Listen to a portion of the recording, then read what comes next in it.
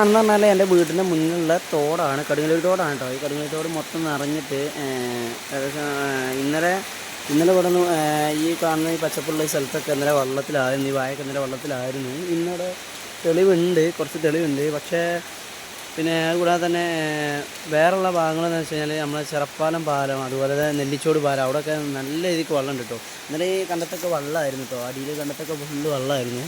ഇപ്പോഴും മഴ ഇങ്ങനെ പെയ്തുകൊണ്ടേ ഇരിക്കുകയാണ് കേട്ടോ.